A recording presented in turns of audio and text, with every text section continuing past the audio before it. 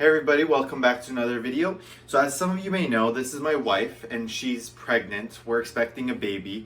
And so I thought I'd make a video talking about our experiences prenatal and kind of share what we have learned and what we're doing as our labor plan and some of the rationale behind our decision making. If you want to learn more about nursing, please consider subscribing down below. Also give this video a thumbs up if you found it useful. So as some of you know, my wife is a labor and delivery nurse and now we're expecting a baby boy.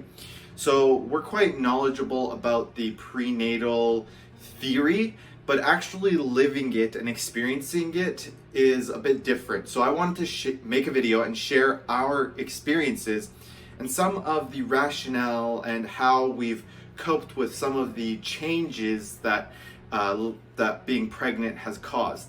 So let's go ahead and talk about the first thing, which is your physiological changes that you've noticed.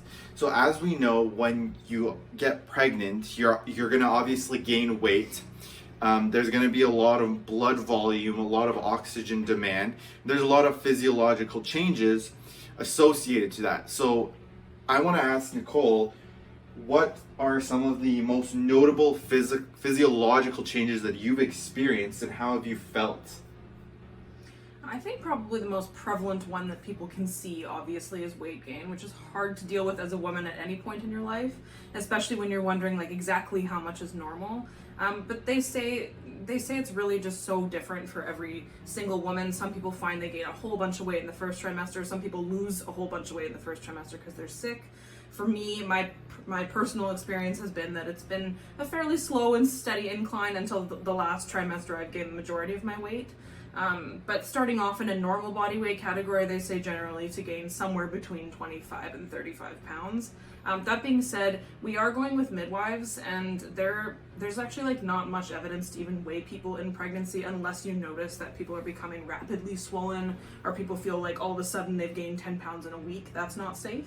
But weight gain in pregnancy is normal, and it is not like it's a smooth trajectory up. It's very up and down. You may lose weight in some categories. So now let's talk about some of the other changes that you might be noticing. So a lot of people talk about cravings, and it's obvious in movies. Whenever they see a pregnant lady, they have these ridiculous cravings. And I know your mom actually said she had cravings of pickles, like jars and jars of pickles. So have you noticed any cravings you've had? I would say the only craving, meaning like I really know it's a true craving because I normally would never want it, is meat because I'm a vegetarian. But starting in my first trimester, it was like an intense fixation on specifically turkey, and it's kind of like evolved over time for me. And I wonder if there's a theory for vegetarian women that start craving meat, it's because they have low iron, which I did develop in pregnancy. So I wonder if that's how it will be, or will it go back to normal after? I'm not sure. But other than that, my cravings haven't been too crazy, but I've heard of people craving ice, rocks. I've heard of people wanting chalk. I've heard of people wanting only, poutine. So it's a wide range for people. So you would say, like, because you're vegetarian, you crave turkey, and that was yeah, I would definitely say that. That's been a theme in this pregnancy. And so a lot of people, with this weight gain and, the cravings and dietary needs and changes, I think it's important to talk about our coping mechanisms. So how have you coped? Because I know like you've always liked to exercise, and there's a certain time period where you can exercise, but just like maybe changes to that exercise. So how have you learned to adapt because you haven't been able to exercise like you usually do and all that? I think if I was going to give a tip to somebody, I would say to just like accept where you're at. I had a really hard time with this specifically because I went from being a very active person to being really dejected because I felt like suddenly I couldn't run 10 kilometers anymore, and that means I'm not fit anymore. And it took me a long time just to accept the fact that hormones make it so that I cannot breathe the same. The physical size of the baby makes it so that I cannot breathe the same. I am not going to maintain the same level of fitness. So I think just being more gentle with myself in terms of like, okay, let's just cut it in half, let's cut it in a quarter, or just do something a little bit lower impact. So for us, we've just been walking a lot, and that is what saved me. It's something simple, low impact, but we've just been like committing to doing long walks each day, and for me that's worked out. Yeah, and the thing about walking too is it helps the baby and get into better positions, which is also very helpful in pregnancy. Mm-hmm. And because you can't do high impact sports like maybe you used to, going for long walks is not only good for your physical well-being, but also, would you say, like your mental health? It's nice to get some fresh air, and just it helps just make you overall feel a lot better. So you talked a lot about you talked a bit about diet and nutrition, and so now I want to kind of talk about some of the prenatal suggestions in terms of vitamins and nutrition, and maybe some of the other things that you've used to cope with some of your GI symptoms. Like, for instance, you said you're bloating, nausea. Obviously, with pregnancy, we know women get a lot of nausea and GI discomfort, heartburn. And so maybe you can speak to, first of all, like the prenatal vitamins that you use, and which ones do you take daily, and what are some other ones that you want to mention? Like any other type of supplement category, you can go so overboard, and so it was just about like finding the most concise ways to get the things that are actually evidence-based importance. The most important thing is folic acid. There's just no other way around it. That's what helps baby's neural tube development. So when you're looking for a multivitamin during pregnancy, you want folic acid. That's what you're looking for. If it doesn't have that, don't bother. So for me, I did go through several types of multivitamins, and with the pregnancy nausea and everything, man, I could not stomach anything that I tried except for these. So these are just the Jameson multivitamin gummies. So for me particular, I find the taste like very mild. It does not have that gross chemically kind of taste. Because it's in gummy format, it's a little bit more easy to digest rather than taking a big pill. And so from the beginning, I've been taking 2 of these every day. Those are super cheap. You can get them at any drugstore. They're not special. Yeah, and you don't need to get this brand in particular. Like she mentioned, it's important for it to have folic acid in particular. So all the other ones are obviously beneficial, but it's not absolutely something critical you're looking for. All the other vitamins, folic acid is the most important one to make sure you get. And obviously you should consult with your provider and see what they say and what they suggest, because every person might be a little bit different. If you've got different comorbidities and all that stuff, that may require some more supplementation or a consultation with a provider. The other vitamin that is extremely important for most pregnant women, because baby is taking your reserve of iron, you are often left anemic. So it's very common in pregnancy for women to have low iron. It can become severely low even in women that do eat meat. So for me, I already don't eat meat, and so my risk of this was high. There are a billion different iron supplements. Your mom probably takes one. But in particular, this one was recommended to me over and over again, this Bob's Elemental Iron. And that's just because the way that this one is formulated is it does not give the other GI problems that a lot of other like ferritin and iron supplements do. So you don't get the constipation, you don't get the black stool, you don't get the nausea that often comes with these. And I've had no problem with these, and my iron has actually gone up significantly since starting to use these. So that's what I would recommend.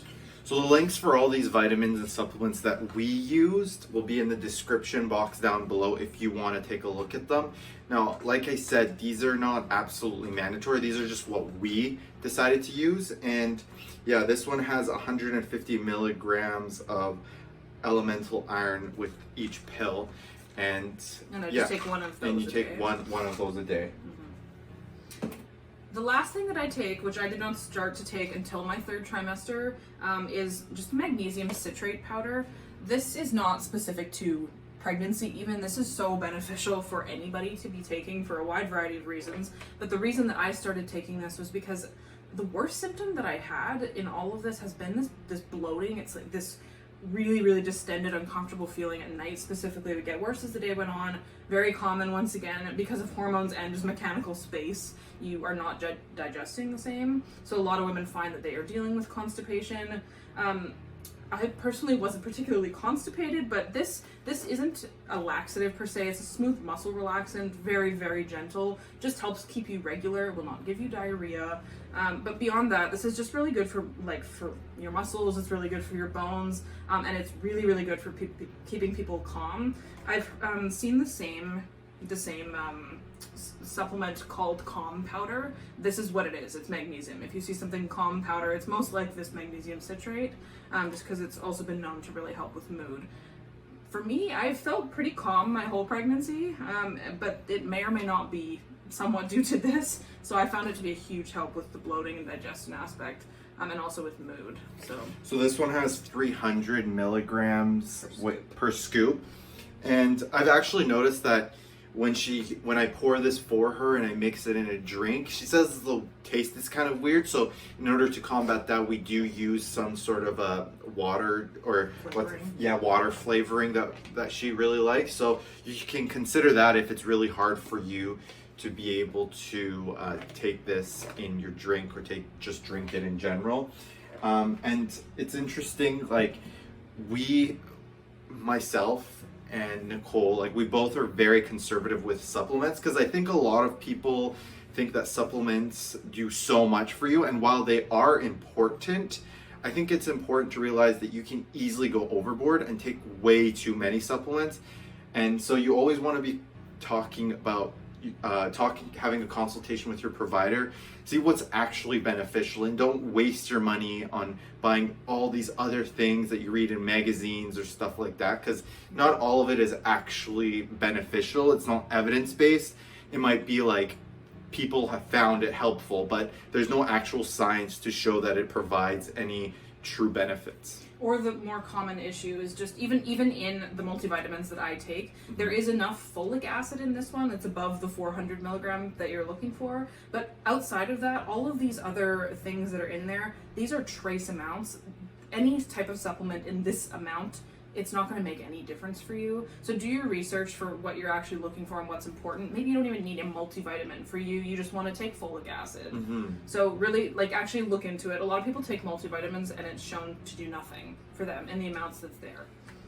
Yeah, and always speak to your provider about this. You know, you always want to have a consultation with your provider, and this is just what we've done and what has worked for us. She's a vegetarian, she needs more iron. There's all sorts of different things that could change your supplementation needs. So now that we've kind of talked about our supplements that you take regularly and why we think they're useful and they're helpful, let's now talk about why we chose midwives versus OBs, obstetric physicians, and a GP or a family doctor or a maternity clinic physician.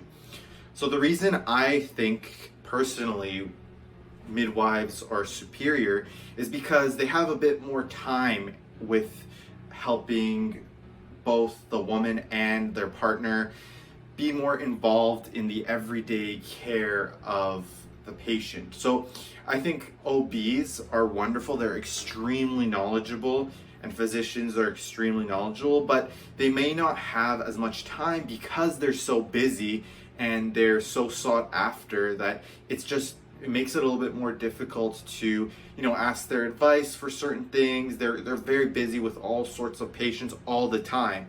So with midwives, I feel like you're more involved, and I feel like the training for a midwife, somebody who goes into midwifery school, is what they truly are passionate about doing, and that's what that's what they're passionate about. And as a nurse, we know that you can be a good nurse or you can be a bad nurse and not really care about the patient, just do your job and not really care about the patient. Or you can go that extra mile and really care for a patient and make sure that everything is done for them, all their needs are heard, and you give them education. And I feel like if I were to choose between which provider would provide that for us, I feel like a midwife would do that because they've just simply got the time to do that. And so that's why I personally really wanted to go with a midwifery group. And I would say that now that you're 39 weeks, so your third term now, I would definitely say that the midwives have been super excellent at not only providing care but also education and taking the time to answer any questions that we may have. So I found that to be why I like to go with a midwifery group. But I'm curious now, as a labor and delivery nurse, you obviously work with both or all three of them really, why you went with more of a midwifery preference. I will preface this by saying also that this is our experience at our hospital. Midwifery may be completely different even outside of this province, and I can't speak on that, but for our particular setup at our hospital, midwives, their approach is to a certain type of patient and a certain hope of what your birth plan is looking like. It is totally understandable if you want to go with an OB because you have any type of complication in your pregnancy. The OBs specialize in complications, high-risk pregnancies. The midwives only have a certain scope, and beyond that, they're passed along to the OB anyway. But for a low-risk pregnancy, and specifically if you would like to try your best to do it unmedicated or as natural as possible, this is what midwives specialize in. So everybody has a different preference. For me, I am trying my best to do an unmedicated delivery, and it is statistically shown that midwives have the best outcome in that category, so that's why I'm hoping to achieve that with the midwifery approach to care.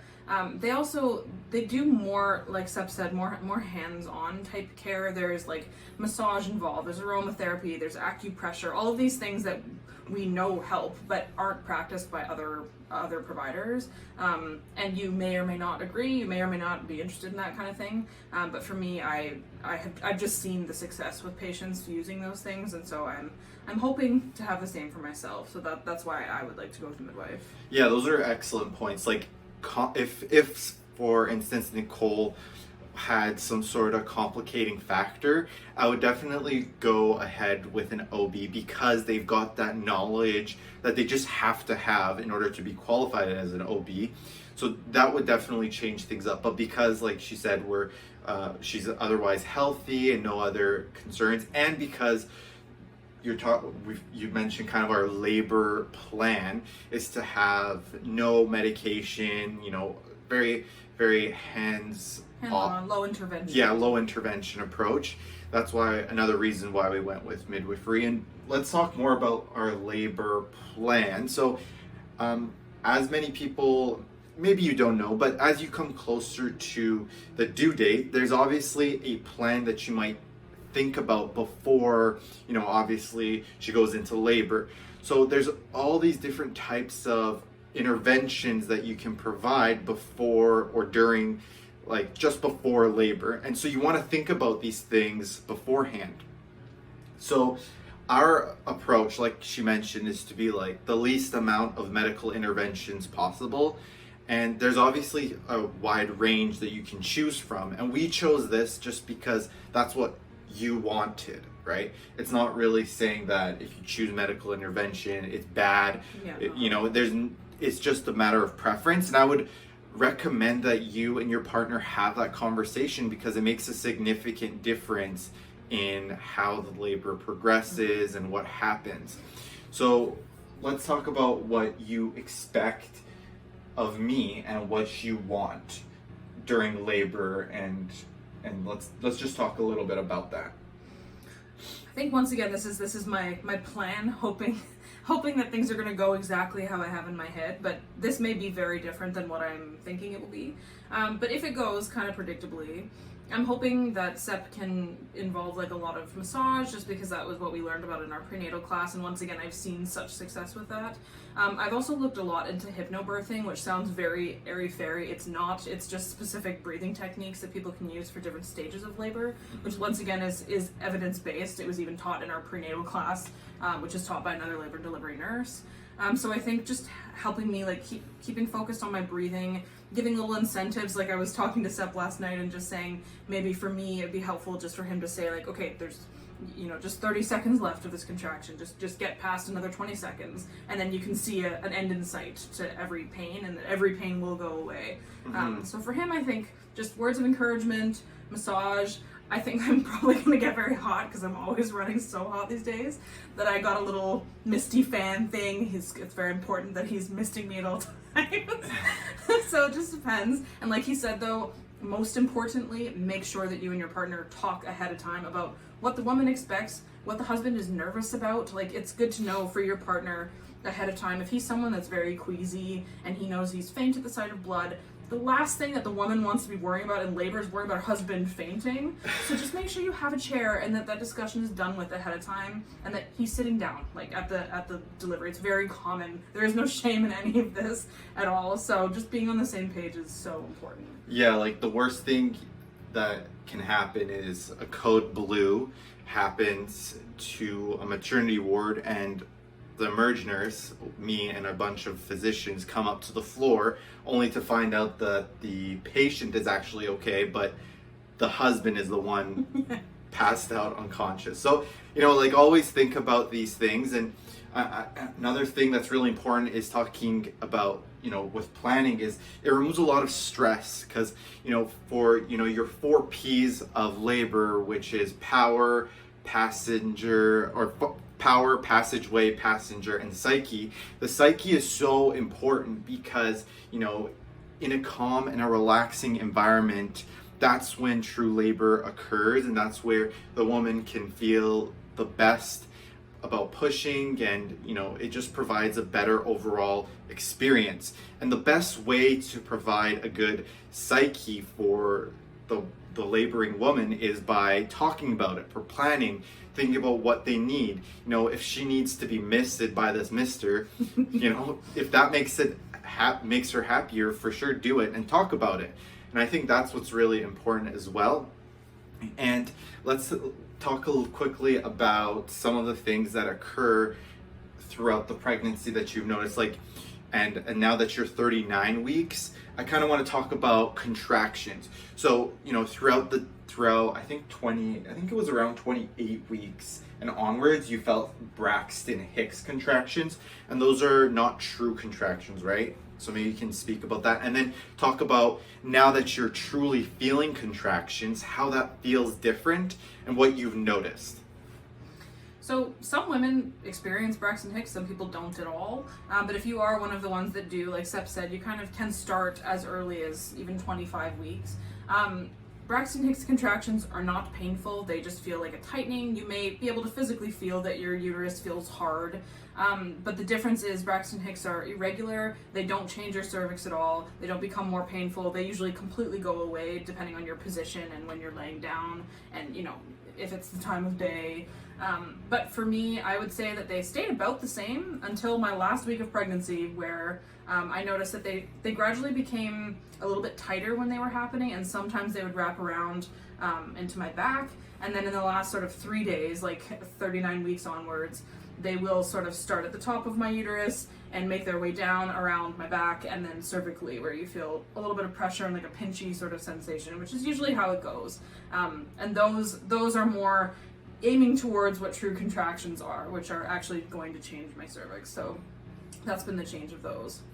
And I quickly want to mention about losing the mucus plug, and you've noticed that you've lost it, and you've noticed you've had the discharge and it's been brown in color, and that's another indicator that you're going into labor. And that's I don't want to say that's when you'll feel that you have true contractions, but that's when you're most likely to be within the time where you would feel the contractions, where it goes to your back. So if you lose some discharge that's brown in color, that's when you would be kind of feeling, around that time is when you would be feeling the true contractions that you're actually feeling.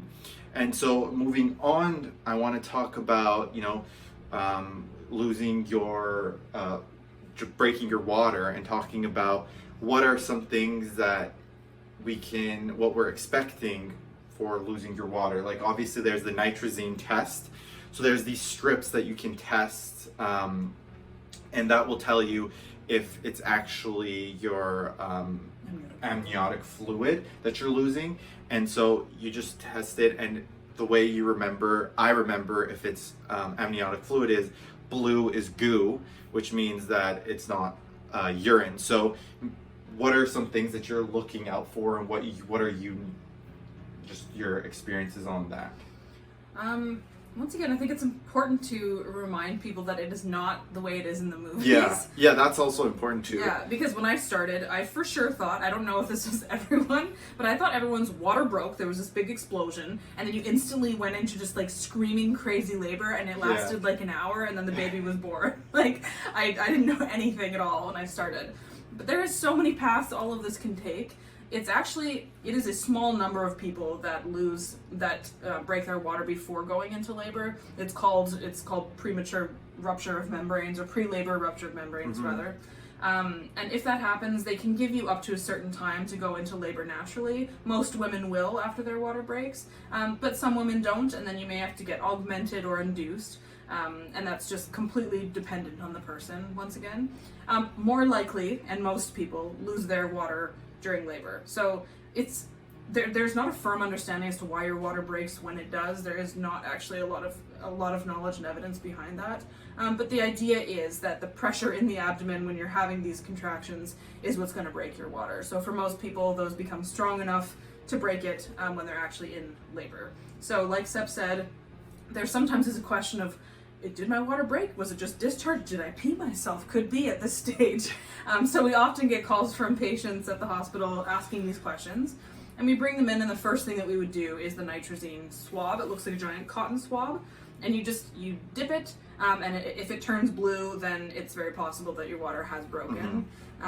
But it can be hard to say, because those things also sometimes, in the presence of urine or blood, can turn a little bit bluish as well. So if there's any lack of clarity and we're not sure if your water broken, then they'll do a test called a Ferning test instead, which is where they just do a vaginal speculum, the same thing that they use for a Pap test, and they will actually just swab like around the cervix itself, and they'll put whatever they swabbed onto a little slide and look under the microscope, and they're looking for things that look like little ferns, and that shows the presence of amniotic fluid. So that may be you as well. Yeah, you can get some false negatives. Like I heard that if you have semen in there, it can cause it to be blue. So I mean, obviously it's something that you want to look out for, and I think you can get them online. If you can, I'll leave a link in the description where you can purchase your own nitrazine tests if you like. And so yeah, that's going to be the conclusion of this video, where this is what's happening and what we're thinking about before my wife gives birth, and she should be due any minute now. We're waiting like by the hour. Hopefully it happens soon. But maybe in another video I can talk about what you can do to, try and get your partner to go into labor, and some things that have been proven to be effective. But this video is already so long, and I don't want it to get even longer. There's so much to talk about too, so much that we didn't talk about and mention in this video. If this video was useful, let me know in the comments below, and I can make more videos like this. And thank you so much for watching, and we'll catch you in the next video, and hopefully with our baby. Thank you.